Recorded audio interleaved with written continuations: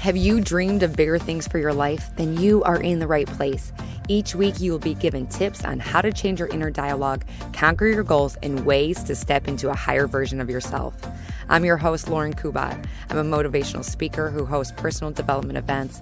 I'm a sought-after fitness instructor, a wife, and a mom of 2 young boys. I'm obsessed with all things personal development, and I believe anyone can achieve the life they want. Let the Become Your Vision podcast be the inspiration you need to step into greater things. Now let's go. Hi guys, welcome back to the show. Thank you for being here. This is episode 98. 98. So that means in 2 weeks, the 100th episode will be out. We are going to be doing a huge giveaway for the 98th episode. If you are not following me on Instagram, what are you even doing with your life? Just kidding. But you should be definitely following me at Lauren.Kubat, Kubat, on Instagram. The giveaway is going to be awesome. I'm teaming up with some of my past guests who have businesses, and the giveaway is going to be fuego. It's going to be awesome. So make sure you are staying tuned for all of that information. Our guest today is Clare Cui. I think I pronounced it correctly. She sent me Cui, and how to pronounce it, a little pronunciation thing. But anyway, the conversation that we had was so good, and there's just so many great little tips that she dropped and just great reminders that we can all use. So stay tuned to the very end because you're just going to get so much insight from her. I love her personality. I love her realness. If you have kids in the car, maybe you want to listen to this when they're not around, or let them know that there are going to be adult words involved in this episode. She asked me specifically, she's like, can I say this word? I'm like, go for it. I'm all about expressing yourself through language. I love to drop an F-bomb every now and again. It just feels so good. So anyway, make sure if you love this episode that you're sharing on social media, you are leaving a review. Did I tell you reviews? I love reviews, especially ones on Apple Podcasts that mean so much to me, you guys. I think I'm at 109. Can you help me get those reviews up a little bit more? I'm asking. Asking you shall receive. That's what they say. So I'm asking. That would mean the world to me, even if you've already left a review. Okay, you guys, enjoy our conversation. Hey, before we get into today's episode, I want to talk to you about being financially fit. Finances can be a huge stressor in many households, not to mention confusing, because it's not something that is generally taught in school. So it can be a bit overwhelming when trying to figure out what to invest in, how to invest, creating a budget, and paying off debt. Deborah Ostrom is a sponsor of the show, and she is also a financial coach who helps women create their own financial plan with simple methods, and she offers one-on-one coaching and has an online program to help women take control of their financial future. Check out her website, deborahostrom.com. That's DeborahOstrom.com to learn more about how she helps women master their money. And I will leave all that information in the show notes. Hi guys. How are you? I hope you are doing well. I'm excited about our guest today. Most of my guests I find on Instagram, and this one was found on Instagram too. Let me share a little bit about who I am talking to today. Her name is Clare Cui. She is an international sales expert, trainer, and speaker who has led multi-7-figure sales teams to close to over 9 million in high ticket sales. 4 million of that was in 2020. So crazy. I can't wait to discuss with Clare all about that. Previously struggling as a yoga instructor, Claire discovered the importance of self-worth by mastering the spiritual aspect of sales. This has inspired her to teach others how to be leaders in sales conversations so they too can receive more of what they deserve. With experience in leading and consulting teams for multi-seven-figure entrepreneurs such as Lisa Nichols, Rachel Bell, and Sage Levine, Claire is an expert in teaching online coaches and service providers how to convert high-ticket sales without pushing or convincing. Since 2014, Claire has been teasing, maybe that's involved as well. That too, a little bit. Coaches how to have a permission-based sales conversation that results in consistent 10, 20 to upwards of 50K months by empowering coaches to confidently stand in their highest value. Claire, thank you for being here today. Oh, thank you so much. And I just had this moment of hearing, I told you earlier, but I had a week off of work and not being in this space of the doing this. And I'm like, oh, wow, this is like a nice refresher of hearing how far we've come, and Yeah. thank you for that beautiful intro. Yes, of course. I'm excited to talk to you about your week off because you literally took a week off of everything. And we'll get to all of that in a second because I feel like that's really important to talk about too. But I want to talk about the beginning journey of you being a struggling yoga instructor. I have listeners, most of my listeners are into fitness. They've taken my classes or they're just intrigued by fitness alone. I have several listeners who are becoming instructors or beginning their journey as an instructor. So take us back to that. How long ago was that? And what was that stage of your life like? Yeah, so man, I'm just actually thinking, when did I really start getting into fitness? And well, fitness has always been kind of a part of my life. It's been an evolution as we all are on a journey. And I've been very athletic my entire life. I was a softball player, college cheerleader, and in high school, and that just never stopped. And I basically went into fitness, teaching group exercise, and becoming a strength and conditioning coach. I was the only female head strength and conditioning coach for 5 years for Denver Public Schools. And I'm also a 500-hour trained yoga teacher in alignment specific. But yeah, I think I started fitness right in 2005. Man, that just seems so long ago. It was like almost 20 years ago. And I basically like went into my first personal training job and gig right out of college. And yeah, I mean, to hear, this is also why thinking about how I started in fitness, and it was a struggle. If you're still teaching, if your listeners are teaching yoga or group X, I mean, it is a sometimes a thankless job, and mostly too from the resource aspect. It's not like I was definitely struggling financially. And when I say struggling, I mean I was making $14,000 a year. Like it was just I look back and I'm like, wow, I don't know how I survived. It just goes to show like how resilient humans can be, women can be, because I really made it work for a long time making that amount of money. And yeah, life is just drastically different now that I've learned and teach other people how to communicate value, which is essentially what sales is. Mm. So how long were you an instructor, and was that like the path that you tended to go on, or did it just kind of fall into your lap? What was that like? I started personal training because it just kind of fell into my lap, honestly. I mean, I think I knew I had walked into a gym, and it was what they would call black iron gyms. Like it was like a mom and pop operation. It wasn't like a big box 24-hour fitness. And like basically back in the day, they used to have just like black iron weights that were just not branded or anything. And they were metal, which is like, you don't see that now because you could literally break a toe or a foot.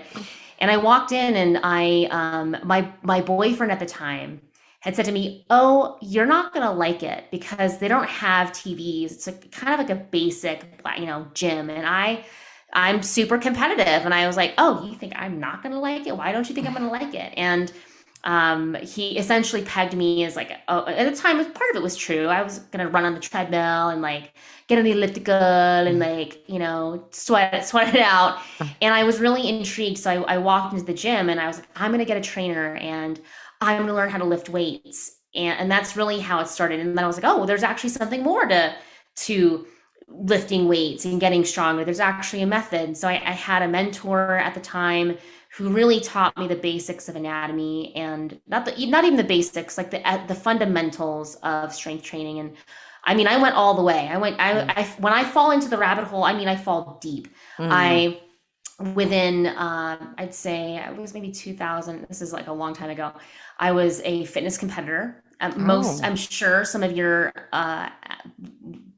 listeners have thought or seen what we call now bikini competitors. Before Mm-hmm. they didn't even have bikini. I was one of the first year they had bikini in the NPC. I placed pretty high. I went to nationals. I placed fifth in a national level, and Wow. I mean, it was all kind of fun. I mean, I fell deep into the well of fitness, and ironically, it was actually I look back, it was one of those sick, like literally actually sick, Mm. sickest times, both mentally, spiritually, and physically. I was Mm. not, I looked great. I'm gonna do like big quotation. I looked great, but Right. man, I was really not in a good place. Yeah, it wreaks havoc on your just your gut health and your mental health and body dysmorphia. And I've talked to competitors on here before, and they'll say, yeah, you have to have you have to train your mind. Like there was one person that was like, no, I never faced body dysmorphia afterwards, but she started competing later in life, like 57, like Right. crazy. And but yeah, people will ask like, oh, are you going to compete? I'm like, I don't think mentally I could prepare myself for that. And then also I like wine and chocolate way too Right. much to be able. We actually like to, yeah. I also Yeah, just want to hold space too if there's people out there that are listening that are in that circuit. right. I want to let you know that it's part of your journey. And Hmm. because I actually will say for sure when I was in that realm, I was very justified. I would really make it right, and that was my viewpoint, and it was the only way to go. And it was just a real part of I actually, as sick as I was, Hmm. and sick I mean I was suffering with an eating disorder and body disorder dysmorphia. I was spiritually like, what was that? I was not in touch. Psychologically, I was unwell. I mean, it did a number on me. Mm. And now the hindsight is I really bless that time. I bless it because had I not, I'm a tough learner. I'm like Mm. resilient to a fault. If I didn't hit the bottom, and my bottom specifically, I just can see this clear as day.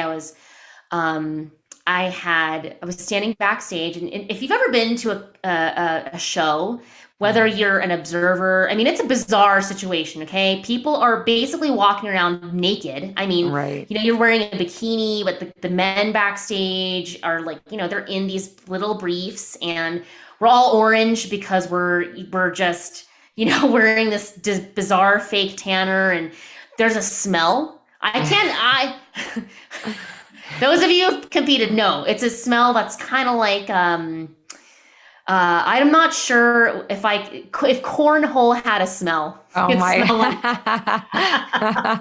Oh it my smelled God. like that. Yeah. Um, but I'm standing backstage, and what they basically line you up like cattle. I mean, Yeah. it's like a cattle call, and you're standing back there, and it's dark. And I just remember standing back there in my these weird plasticky heels, and I just had this moment. Spirit really talked to me. Spirit, God, divine, universe, source, whatever, however you identify it. But it talked to me, and Hmm. it hit me right in my heart. And I was like, "This, I'm sad." I realized, I realized I was sad, and Mm. it just hit me that I just don't want to do this anymore. This sucks. Mm. I don't know what happiness looks like, but it's not this. Yeah. And it didn't matter how I placed, because I started to realize that the love and the approval that I was seeking, it was a bottomless pit. Like if Right. I was depending on my value and somebody saying that you did a good job because your butt cheek looks a little bit better than hers, that is just a rabbit you're never going to catch.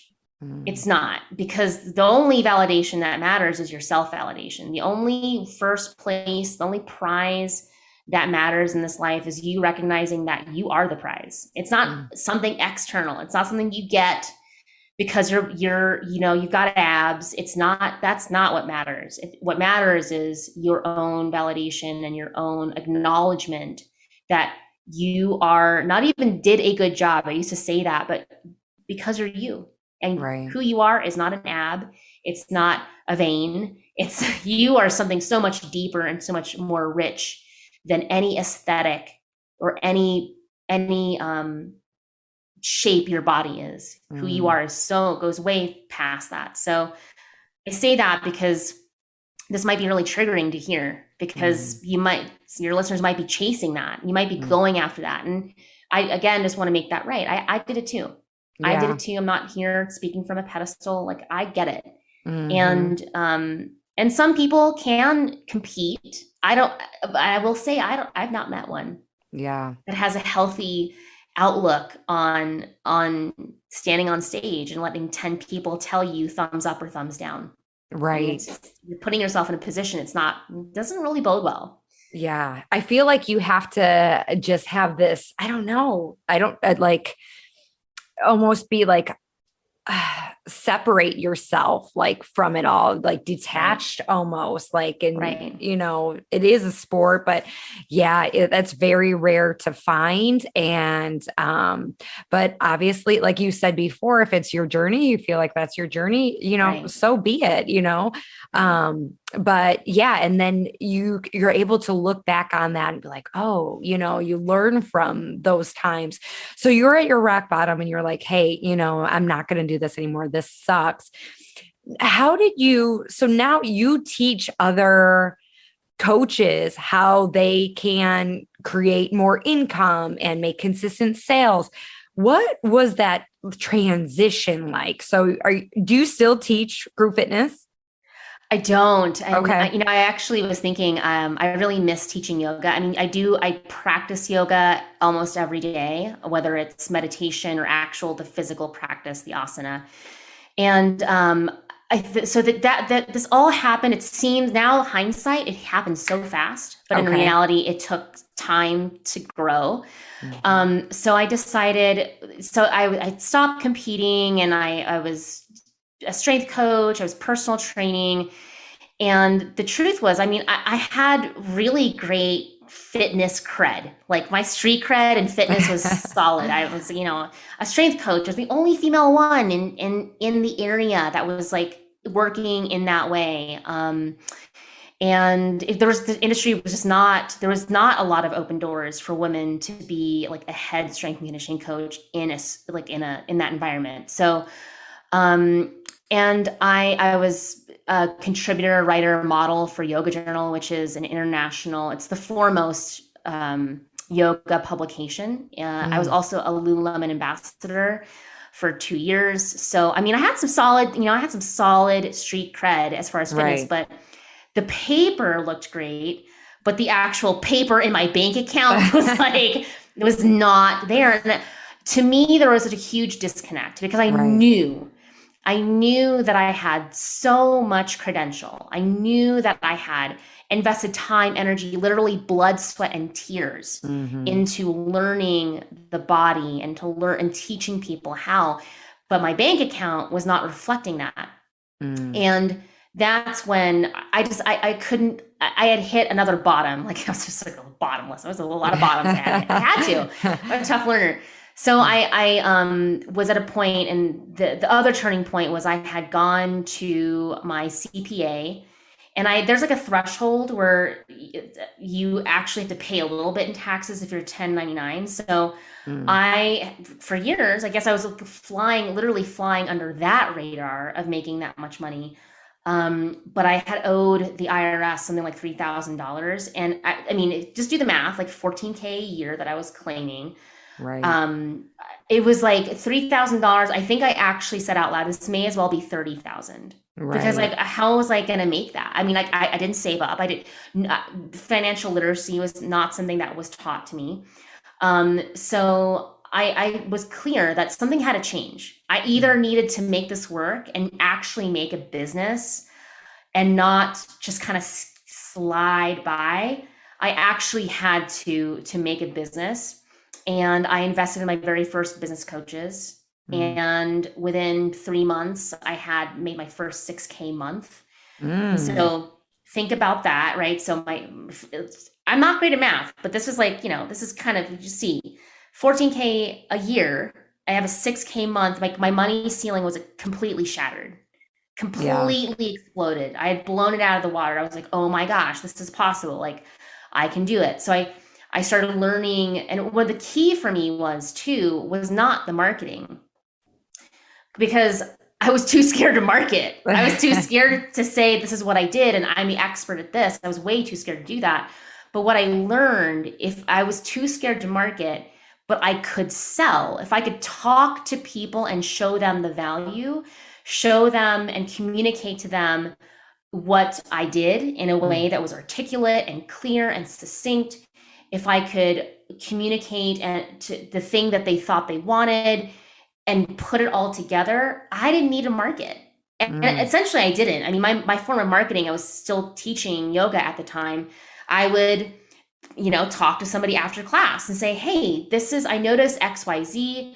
I'd love to chat with you about, how we could fix and get you the solution based on what you told me. And that's how I was really able to have consistent income at that point. I was selling a $3,000 package, which is like in my gym, the gym that I was renting out from, like there was nobody there was charging that much. And like a Mm-hmm. lot of my peers who were also at the time, I would say I was in definitely scarcity mindset. Who Mm-hmm. am I to charge this? Nobody else is charging this much. This is the standard. Like my ceiling was very low because nobody else is charging $3,000 for 3 months to work with me, to work with them. So I really had to break a lot of my own mental blocks around it, Mm-hmm. around the societal blocks, even my little community. So when I learned that selling was really the way to create financial freedom, to break the bonds and the handcuffs of time for money, Mm-hmm. that specific moment was when I learned, oh wow, like this is the way out. This is Yeah. how I become financially free. Go back to where okay, so you were like hitting rock bottom. You're like, oh my gosh, I owed all this money in taxes. Okay, and then you said you hired a business coach, but at that point you were working for somebody else. You didn't really have a business. So, right? Mm. So you decided, okay, I'm going to have a business or I'm going to make this work. Tell us what that business was, how you came to affording that business coach.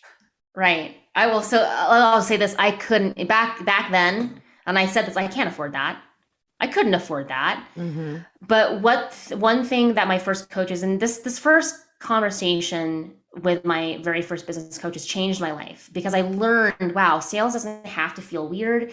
She was really listening to me. She understood where I was at. Like it was all very like what I call heart based, like Mm-hmm. from the heart. She was really with me.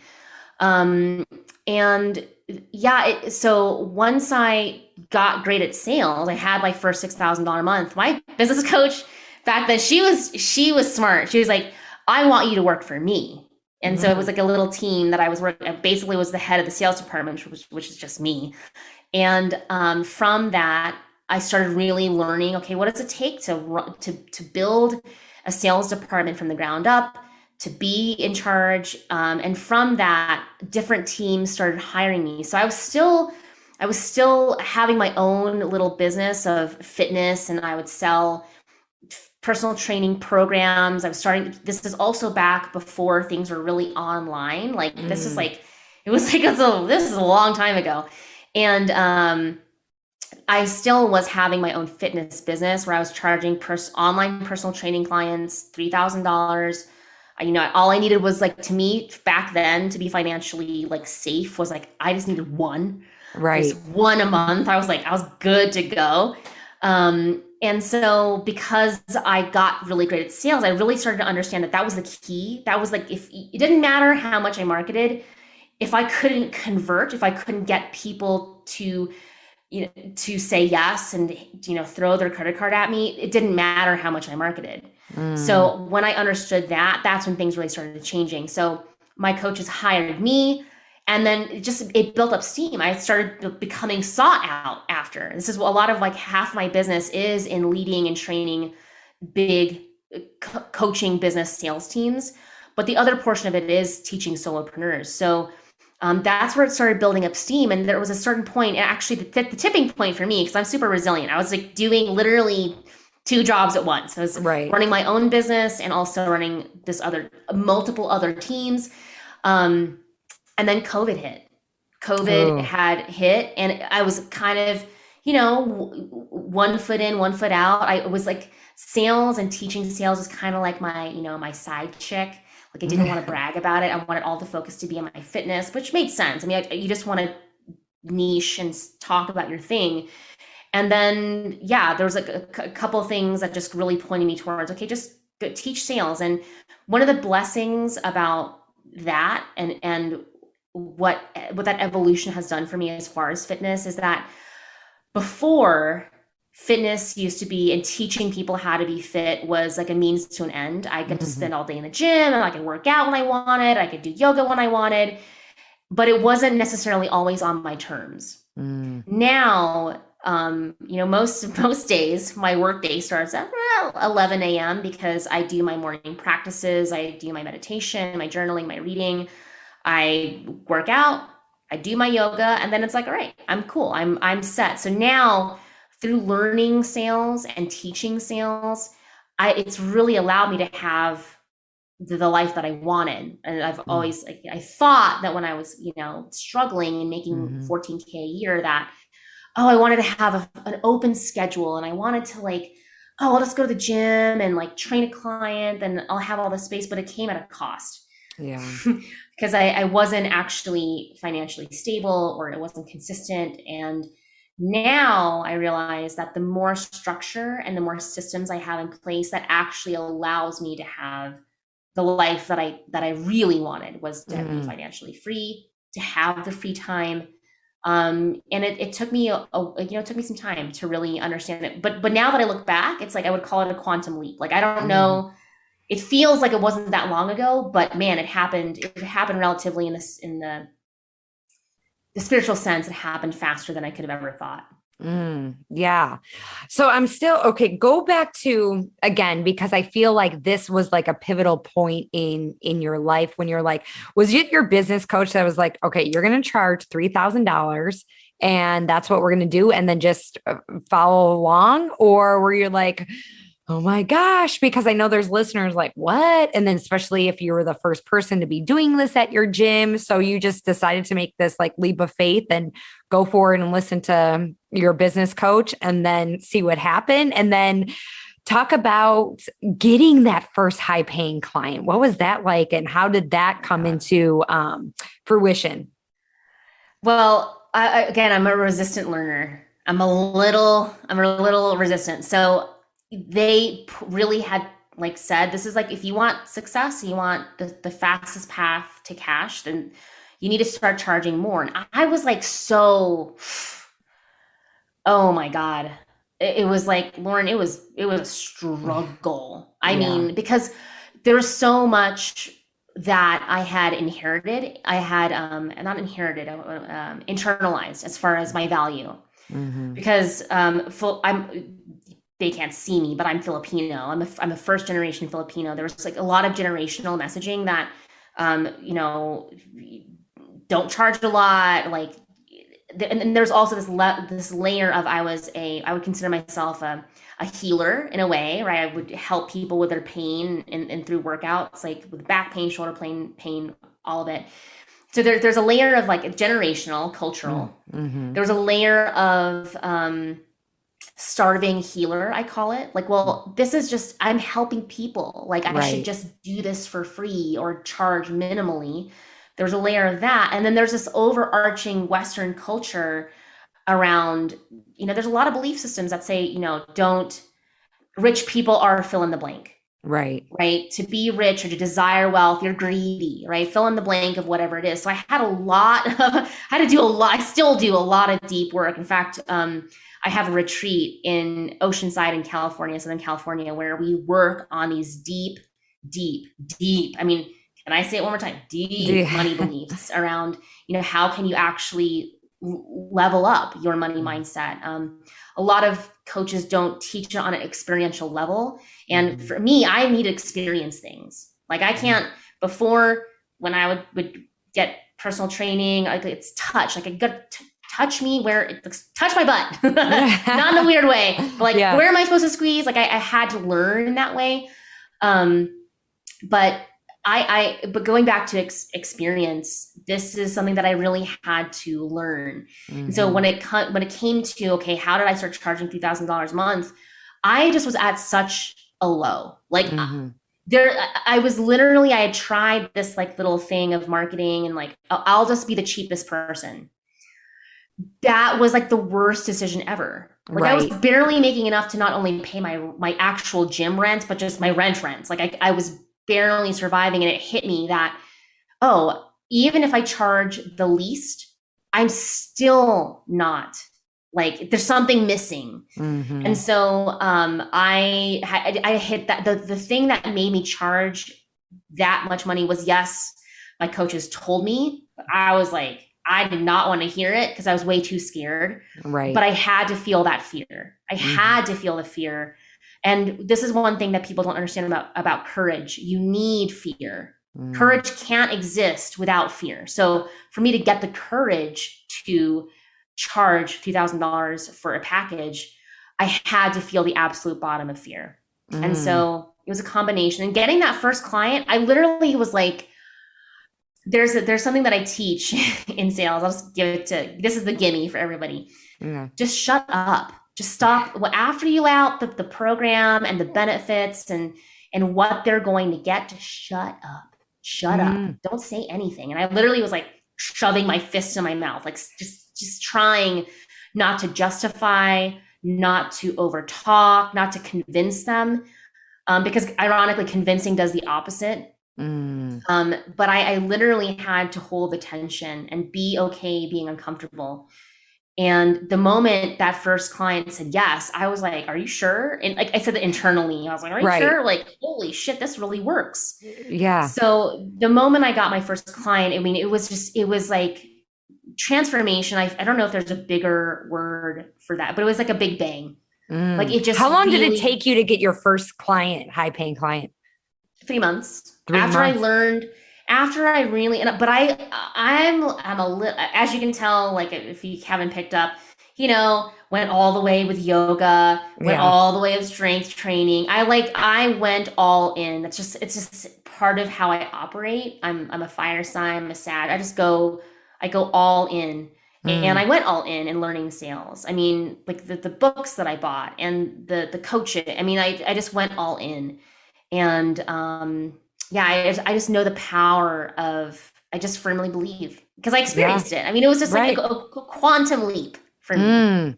I love that. Okay. So let's talk about, how did you start to work with big names like Lisa Nichols? If you haven't heard of Lisa Nichols, she's like paved the way for motivational speakers. I've watched so many of her YouTube channels of just like how she speaks. When I learned how to become a speaker, I would watch her intently and was like, what are her mannerisms? How does she speak? What are the stories she's sharing? Like Lisa Nichols is huge. And I'm sure you've seen her or heard of her, that she has 1 million books, but how did you start to work with like big names like her? Right. Yeah. I mean, she is, if you haven't looked up Lisa Nichols, my God, she is a force to be reckoned with. So in that journey, my first coaches hired me and other teams started picking up. They needed a sales manager. They needed people to either do some of the sales or most importantly, like get their sales team trained and ready, which is really one of my specialties that I do now. And so I have like what I call a home team. I work with Sage Levine and her company. It's multi seven figure, all women based training for business. And Sage and Lisa have affiliated together, meaning they've partnered together on some things. And actually, the person that runs Lisa's events heard through the grapevine that she needed somebody to train their sales team, and so it really was the magic of sisterhood. I mean, that's one thing. I'm not sure if your community. I'm sure you talk about sisterhood and the power of us doing things together stronger. But a friend referred me, and because Wow. I had just put my time and energy, and I just worked my way up, and it didn't happen overnight, but yeah, I got invited to train her team. If you look at my Instagram, she's one of the multi seven figure teams that I've consulted and helped to train. And yeah, I mean, but also like once you get in Lisa's energy, you're gonna give her money. She's just so great at what she Yeah. does. But yeah, I've been privileged and honored to train her team. That's so cool. So freaking cool. So, okay, you talk about, okay, you were scraping by and then you're earning 15K a month. What was that transformation like as far as we talk about being, your money mindset you had to change? And I had, a woman on here. She's a financial coach. And I was sharing my story about, one of five kids, grew up. My dad was very, very frugal. And anytime he spent money, it was like, when he went to scan his credit card or debit card, it was like, like, Right. and then I adapted that. And then I really had to do work on myself. Like, what? Where's this coming Right. from? Oh, this was modeled. So then every time I spend money, I have to feel the anxiety because he did. And then I had to retrain myself to not think as money as like the end all be all and know that it is always flowing, is always coming and going. I look at it as an exchange in energy. Like it It doesn't is. freak me out. And then also like developing my confidence. It's like, okay, I need to spend this money on a coach. And I teach my listeners this too. If you want to get to the next level, hire somebody who has more experience than you and has been in the game. And now, like, I don't really think too long about hiring a coach. I Right. feel like it's doing a service to myself. It's like it's a Right. self-improvement. I am going to hire somebody because I value myself, but it took time. So talk about that money shift that you had to work through. And is there any like tips that you have that you had to tap into, or that transition period? How can you help others who might be stuck in that, where like, oh, Right. devaluing themselves of like, oh, I don't deserve that, or that's too expensive and nobody's ever going to pay that. Right, right, right. Well, I mean, there's so many layers Right. of money mindset here, but I'll just speak to this one piece. So I said earlier when I hit a low and I was like, something's got to change. I talked to a business coach and I for sure 100% said, I can't afford that.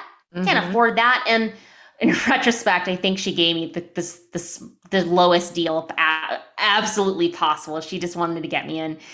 And at the time, the payment for the program was the same as my car. I Mm. didn't, in my mind, I didn't have any wiggle room. I literally, in my fear state, I was debating, okay, if this doesn't work, it's going to cost me a car. Like, if I cannot make this work, I will literally have no car to go to my gym and train my clients. I mean, it was like, to me, it felt so. Um, it was a thwart. Like it Mm. felt like my actual safety was at hand, my financial safety. And one of the beautiful things that I realized is okay, and I had never gotten support, never learned marketing. I mean, this is just like back in the day. Nobody taught me. There wasn't coaches. You can go online, right? I can go outside and spit and hit a business coach. Like it's just, they're out there. But there was nothing like that. And so I realize, and this is the kicker. So this is like this is you. If you say I can't afford it, and you are struggling, and you're at a bit of a low, and you just want to be able to wake up and start work at 11 and get done at 4 or 3. And I have flex Fridays. I do not work Fridays.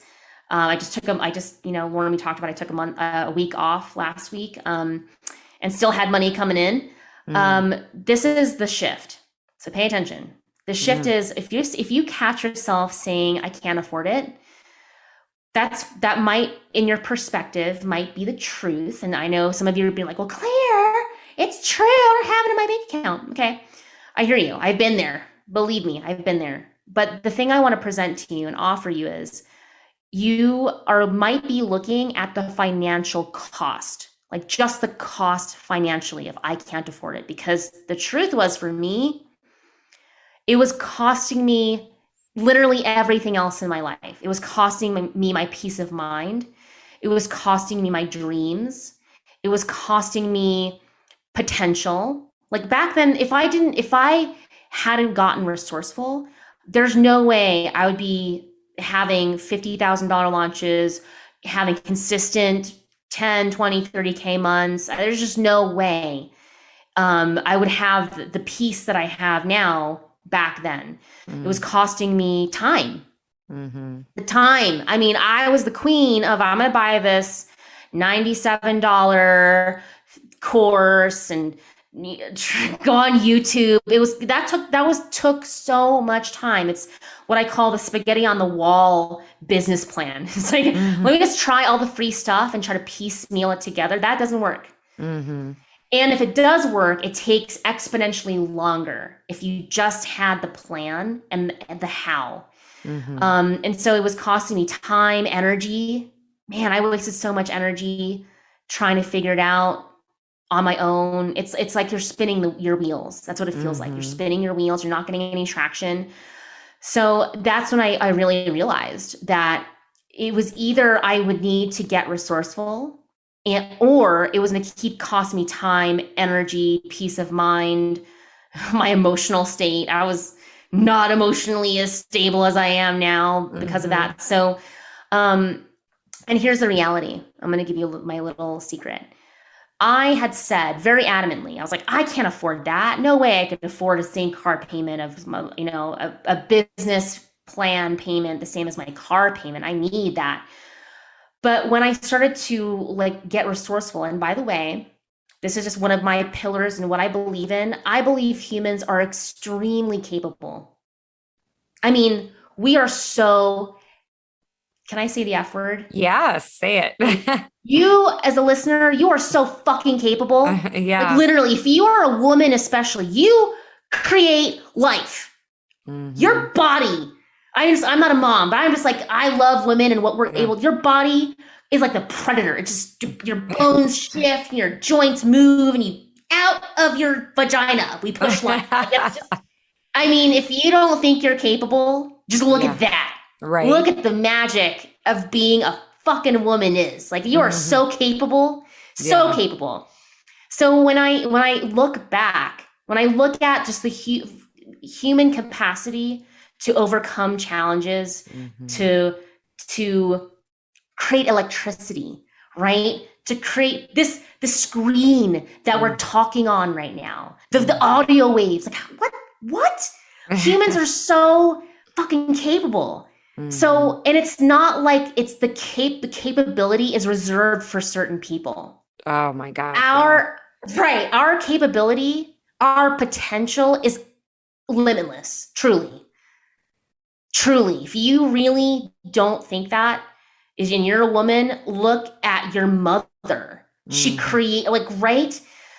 Or another influential person. We're so capable. Yeah. And what I had told myself was that I was incapable. That was the story. That was the narrative that I had taken on from parents. And we love our parents. We love them. They did the best they could with the tools they had. But I really had internalized a lot of that. So if you say I can't afford it, it's you're not looking at the capability and the resource that you might have. So here's my dirty little secret. My secret was that I had made all these mental agreements with myself. Because the truth was, I had a savings account, but I had been burned by the IRS. So I'd done my research. I'm like, oh, I have a savings account, put this much money away. I did have the money, but I had made a mental agreement that I at that point was unwilling to break. I had made a mental agreement around credit cards that I was like, I can't open a credit card, can't do that because credit cards are bad. And just hint, hint, if you want to build a business, institutions like banks will not give you money unless you are credible. And guess how you get credible with a bank? You get credit. You Right. need that. So I had made a mental agreement not to touch my savings, mental agreement to not open credit cards. I made a mental agreement to not to ask people. Because in my mind, I created a narrative that I can't ask for help. There was like a lot of talk in my family, figure it out, like do it on your own. Mm-hmm. And the theme of me going all in is like just rampant. I went all in. I said, if this is going to be my last hurrah before I go find a job at Target. And by the way, if you work at Target, I think you'd probably get a great discount like that. I mean, come on. You can't go into Target and not buy something. Right. So I was like, but I was really clear, like this had to work, or I had to change, I had to do something different. So I got really resourceful. I did all of those. I asked my mom and my sister, who both said no. Mm-hmm. This is the kicker, okay? This is the kicker. I asked an ex-boyfriend. Oh, he gave me money. What? I know. He must have really wanted you. He did. And I did pay him back. But I mean, I did the things that, I had to break a lot of my own agreements. I had to really rethink and re-feel into. And that's how strong my vision was. Yes, I had a lot of limiting beliefs. I can't open a credit card. I can't blah, blah, blah, blah, blah, blah. And the moment I was willing to break through those was when those moments it was like the armor and the shell that I created around myself to stay in my comfort zone. Because guess what? Not asking for money, not being willing to stretch, get you to stay in your little egg. You stay in your comfort zone, but the change and the transformation doesn't happen inside the egg. It happens when you break through. So all those little pecks that I was doing, there was a lot. I mean, I pecked.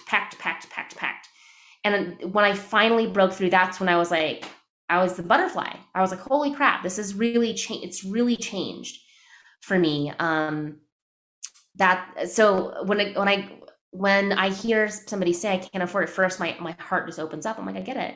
Yeah. I get it. I get when we think that nothing's possible. Mm-hmm. But the question is, have you really tried? Have you really pecked past your comfort zone? Because that's where it happens. Getting out of that comfort zone for sure. Doing things that you don't think you're ready right now to do, or, asking for things that you don't think are even in reach. I've sent so many emails where I'm like, there is no way that this person is going to want to be on my podcast. There's no way. And then I'm shocked of like, okay. And I look at it as, okay, I have a 50% chance of hearing a yes. And you just look at that, like you have a 50% chance of it working, of you succeeding. And the only way you're going to get to that 50% chance is if you take that risk. And now I look at it like, okay, if I don't ask, then I'm not going to hear a yes. And, and then knowing that, if they say no, it's not right now, and don't take it so personally. So I love that you said that, and it's opened so many doors that I just had to. And it's for podcasts like these that paved the way for me, and like people sharing their journey and their story and hearing stories like yours. It paves the way for other women to be like, oh yeah, I'm in this trap of like, I'm hitting a wall where I can't even see what's outside of the wall. There are possibilities because I'm still stuck in this mindset. But really, it's just like, we're just like you. And it's just like, okay, we took the chance and we invested, or whatever it is, we asked. And then that is where you're going to reach the next level. Not everybody that listens to this show has a business, but maybe you're in sales at work. I have people that sell different things. They sell gutters or they sell closets. And where do you see women? Where's the struggle coming from where women are like, oh, I don't want to sound, pushy, or it makes me feel icky or whatever, because there's multiple times in our life. Maybe it's not selling a physical product. Maybe it's trying to convince somebody to do something for you, or, convincing your family to go on this vacation and they don't want to do it, or whatever it is. What are some of your tips you have to like actually convincing somebody to buy into whatever you're offering? Right. I love this question. And this is something that I dive into in my 3-month program when I work with solopreneurs that are really wanting consistent 10, 20, 30K months. And this is like the way I see it, there's really two things to look at. And I'll talk about one of them today. But you need, number one, the strategy. There's actually like how you do something, right? Mm-hmm. And the other piece is the mindset. Mm-hmm. It's like two wings of a bird, right? It's Mm-hmm. the same thing. Let's use another example would be working out. I want to have, a Beyonce booty, right? There is definite strategy, right? You can't just work your shoulders and expect to have a Beyonce butt. Like there's a way and a method and how to get that. But there's also the mindset, Mm-hmm. right? If you just go once to the gym and like don't show up because your mindset isn't tailored to reaching a goal, then it doesn't matter if you have the best strategy. You can have the Mm-hmm. perfect strategy, but if you don't have the mindset is what creates the consistency and gets you there. So to me, I look at being able to sell. You need both. You need to have the mindset and you need to have the strategy. So I'll just speak to the one thing right now, which is the mindset. So the mindset that I would like to invite and shift for everybody is that you don't want to convince people. Mm-hmm. It's actually not, imagine this. If you were on a date or you're married, you don't really convince somebody to do that, right? Like Mm-hmm. love really needs to be aligned. And you both, if so, for example, if you want kids and they don't, it may not catch up right now, but eventually that's going to be a misalignment.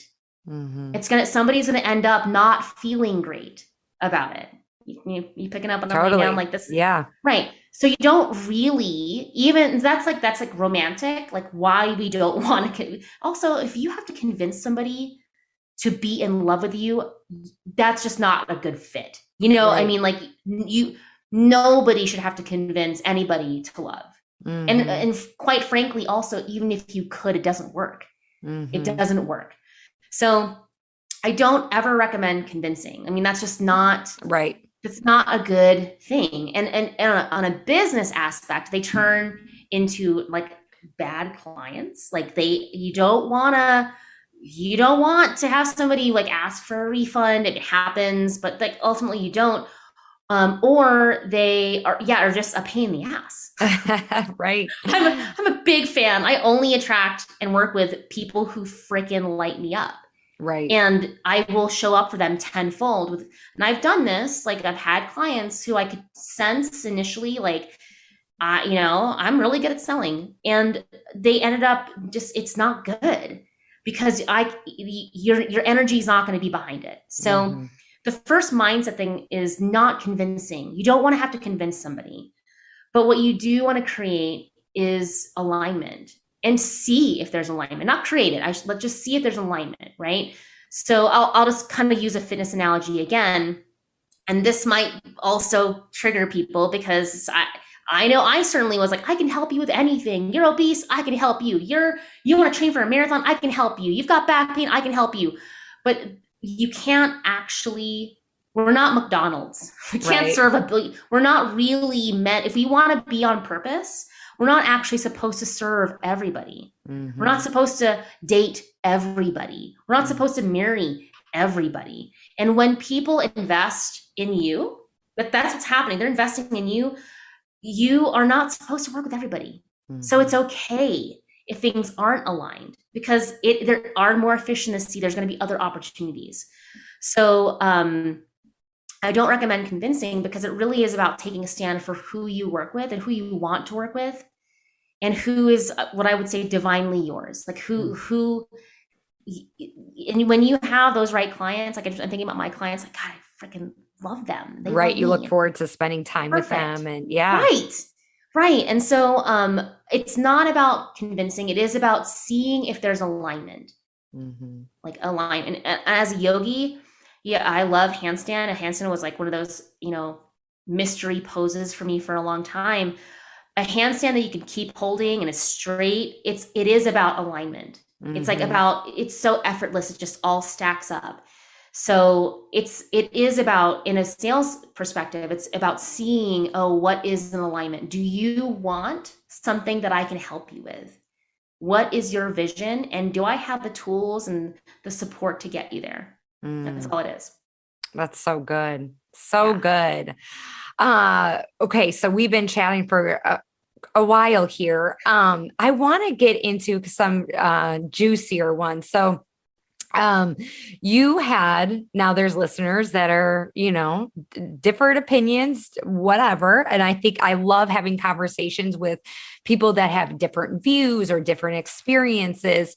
So I've had an episode where I talk about, I have breast implants, and my experience has been great. I love them. I've had them for a while now, and you just had and I've listened to other people who've had side effects to them, and you had yours removed. And I don't know your story, but you said that's something we can talk about. So can you go into, you said that was like a huge sales mistake, and can you go into why you chose to have them removed and what that's been like?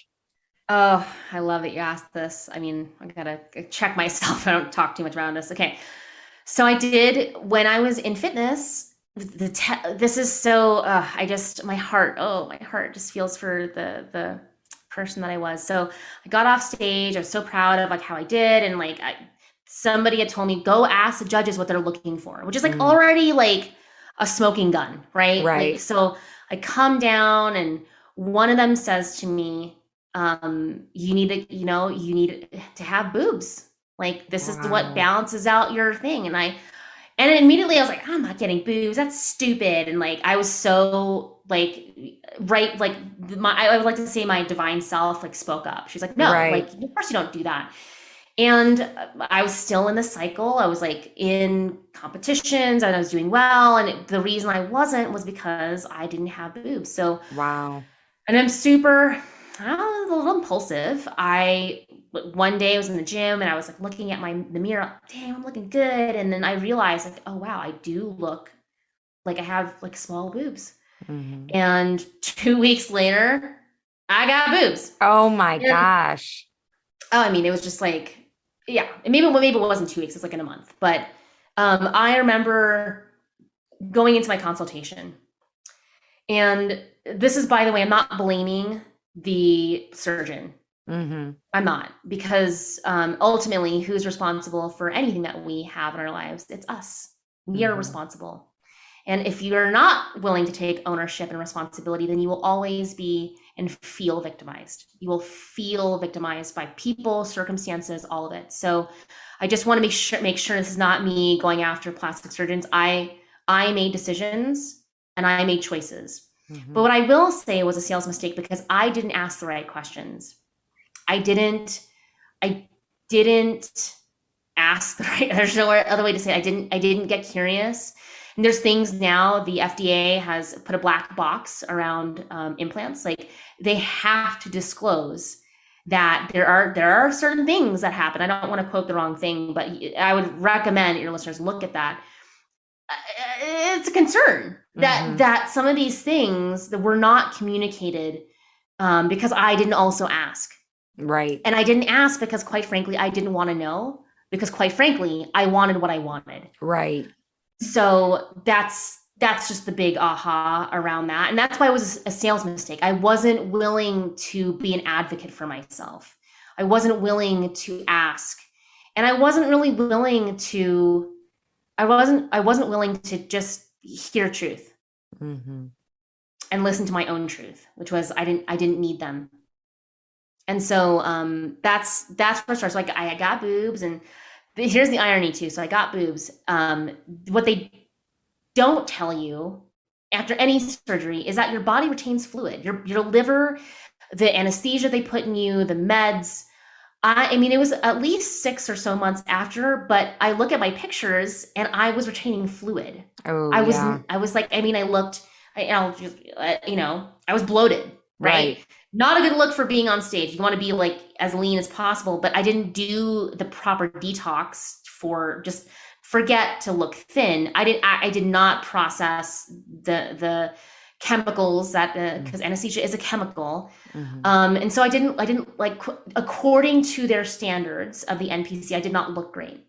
Mm. And the irony was, then I hit my max, and I was in the backstage of a thing, and I'm like, I got these boobs, and nothing's working, and I'm like, I'm fucking miserable. Yeah. So I competed about maybe a year after that, and I had boobs. So fast forward, they were fun.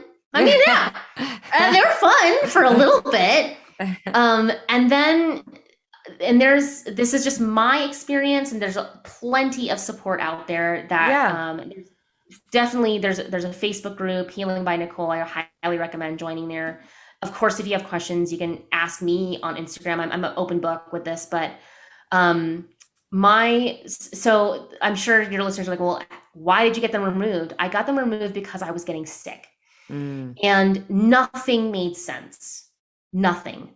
I was eating relatively clean, meaning, and I hate to say that word. Ugh, God, it's just jargon nowadays. I wasn't like eating Cheetos every day. Okay. Right. Like I had gone Yeah. dairy free. Yeah. I had gone, and nothing's wrong with Cheetos if you like Cheetos. Freaking Right. eat the Cheetos. Okay. Life is too short. Yes. Um, to restrict yourself from the society's beauty standards. It's stupid. So I had it was dairy and gluten free, Mm-hmm. and the thing that really was a kicker, pardon, was that I was exhausted. Okay. Exhausted. I'm talking, I would wake up and be exhausted. I could have, I think at my lowest, I was getting maybe 10 hours of sleep and every day almost, and Wow. still feeling like just so tired. My gut was a wreck. It was a wreck. I Mm. mean, let's just say I couldn't live normal life if there was not a bathroom nearby. Wow. And I mean, I was doing all the health. I mean, I was taking probiotics, and like I had an Ayurvedic person. And finally, it just was like, okay, this is the only factor. This is Mm-hmm. the only factor. And then hearing other women as well, like their symptoms. And I'll say this: there's still a lot of debate around whether or not, and I just have also very strong opinions about women being silenced Mm-hmm. and not really being heard when we say we're experiencing something. I mean, it's just wake up a little and like look around or Yeah. at our society nowadays. Like women are told to be quiet Right. and not listen to. So anyway, the research is still being done around, okay, are breast implants directly linked? Now I will say this, some women, for example, I was experiencing some versions of neck and shoulder pain, and Mm. not, it's so hard because was it from the inflammation? Was it because my body was literally being pulled a certain way? I think it was a combination. Mm-hmm. But the thing with an implant, whether it's a breast implant, a knee implant, a ACL implant, it's a foreign body. And Mm-hmm. so when your body has a foreign body, it will react typically as an immune disorder because it's your body trying to fight the foreign body. And typically this happens anywhere from 6 years onward. You're as a person that has breast implants, it'll amplify. And immune disorders can look like literally Hashimoto's. It can look like just RA. It can look like, for me, mine were still subtle, but I was, moderately in tune with my body. Like anything would make me blow to the extreme. I Mm. mean, I had to be so just watched, or else I would bloat.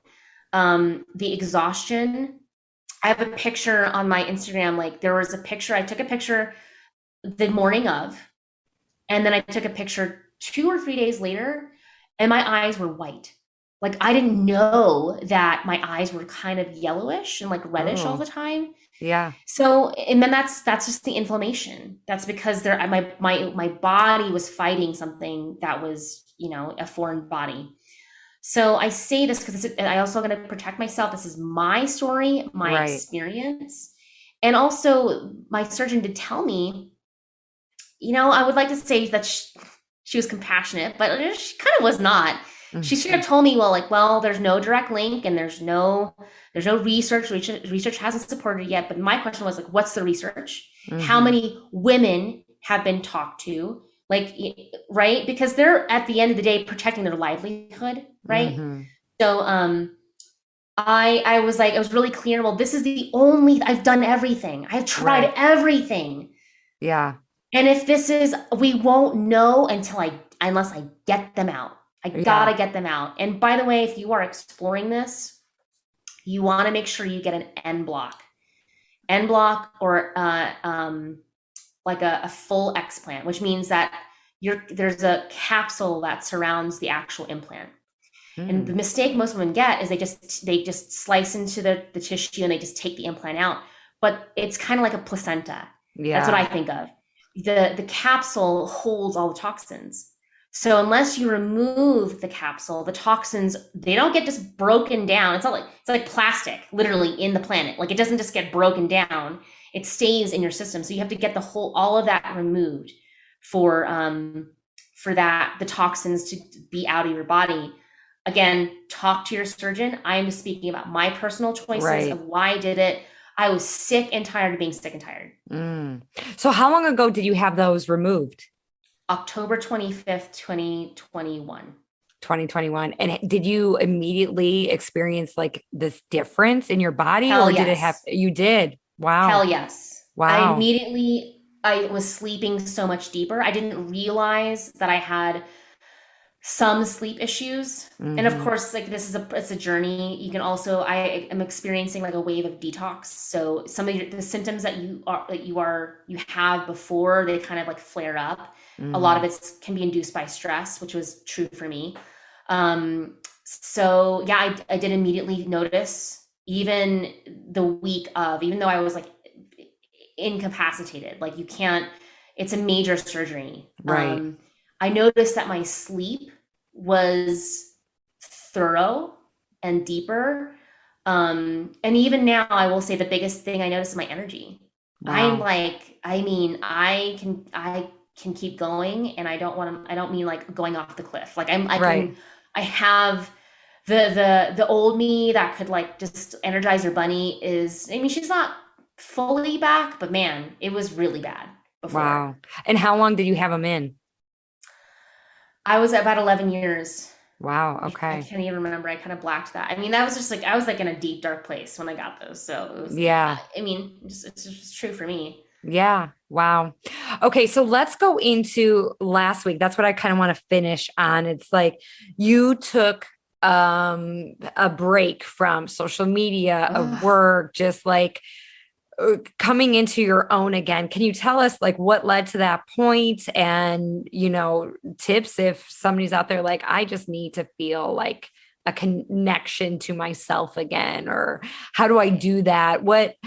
How talk us through your personal experience and like any tips that you have for listeners who might be like, I need that in my life. Or well, let's start with what I was really wanting. Okay. I wanted to feel inspired. I wanted to Yeah. feel creative again. I wanted to actually enjoy my life. And I didn't realize there was a couple of things going on. And a good friend of mine just kind of like, across the face a couple times around. Yeah. I had taken almost a month off in 2021 for my surgery. And really, I'm really blessed. This is the beauty of being an entrepreneur and having a business, and being able to um, not be tied down with time for money, which is with the beauty of coaching and having a business like that. Basically, I didn't work from, I shouldn't say work. I didn't have big things planned. And essentially I had taken off October, November, December last year. Wow. And even though I had made this conscious choice, the reality was it wasn't quote unquote time off. What I was doing was healing. Right. I was healing. I was healing from a major surgery.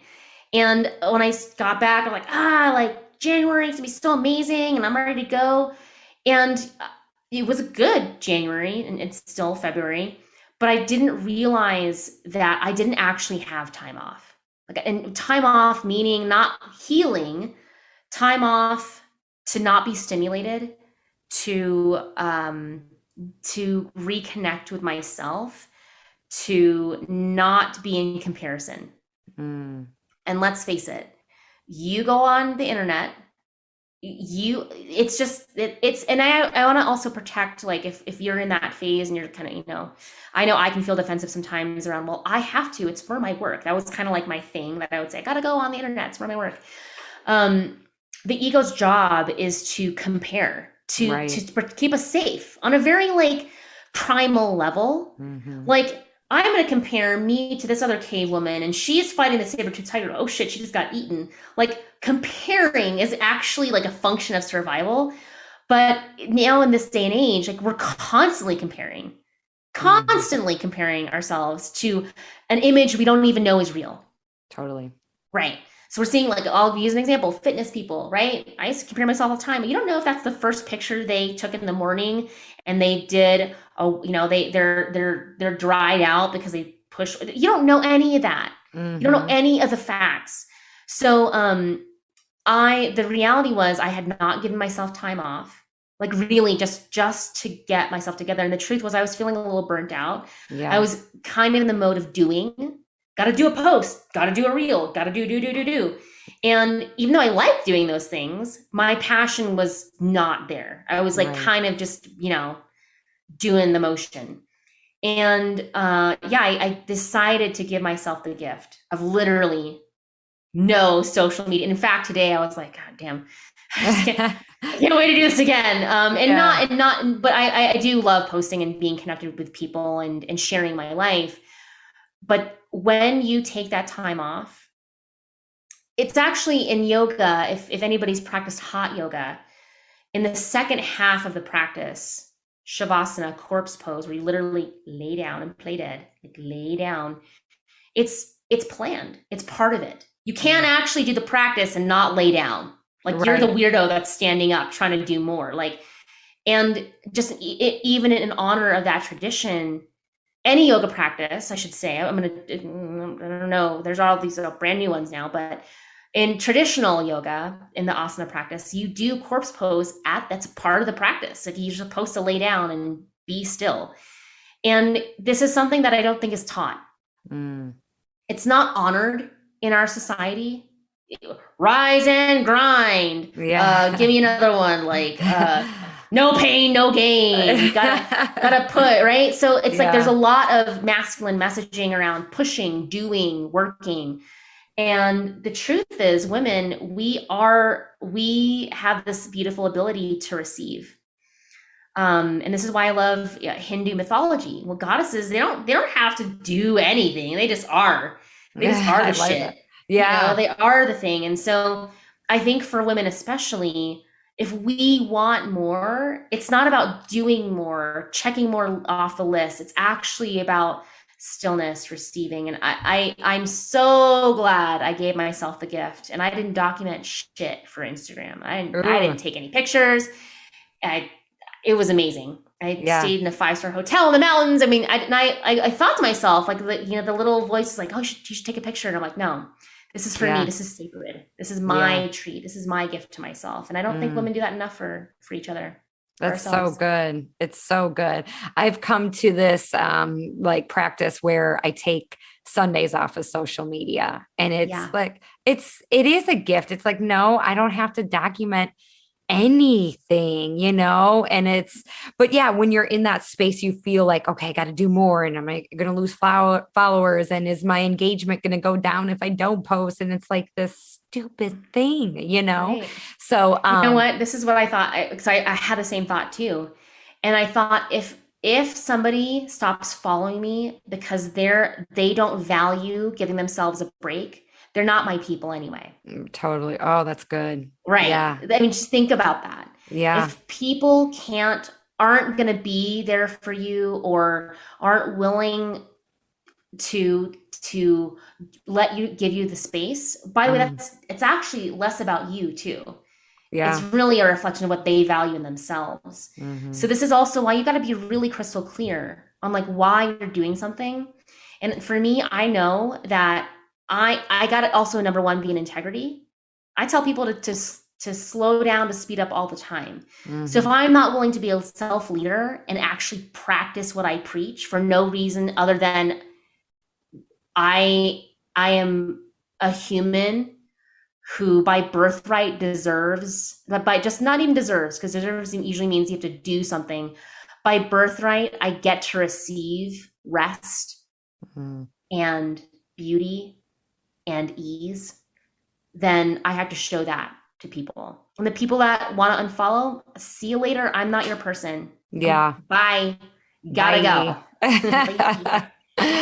I love that. Oh my gosh, so good. I feel, I don't know, just what you offered today. I feel this connection, and it's just such a good reminder to hear, like, it's okay, it's okay to slow down. It's okay to have a different opinion from, somebody. It's okay to, really honor what is going on, like with you, with your implants, what is going on with yourself, and being like, no, just because somebody's telling me I'm not feeling like this, I know I am.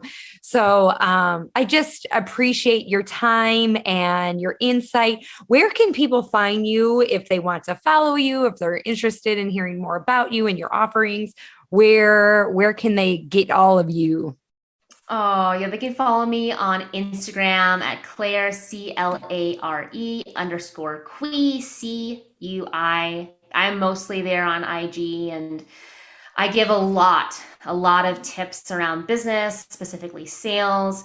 But also I'm a big proponent on talking about the mindset. Like, I love teaching strategy, but again, it's two wings of the bird. If you don't have the mindset piece around your value and how to communicate that, or yeah, I mean, if you don't have the mindset, I don't care if the strategy is perfect. You won't be able to do it, or it'll take you a really long time.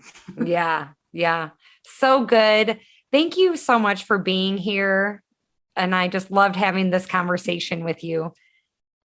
Oh, thank you for having me, and just big hugs to your listeners. And Yes. My last piece of parting advice is, you're worth it.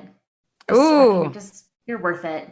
You are worth it. I love that. Don't doubt yourself. Don't doubt your worthiness, your capability. Like, it's so good when you really believe that you are worth it. Yeah, totally. Awesome. You guys, remember, if you love this episode, please make sure you leave a review on Apple Podcasts. You can also leave a review on Spotify. Share it with your social media. Tag Claire and tag myself. I'll leave all of our information in the show notes. You guys, remember, you're amazing and you've got this.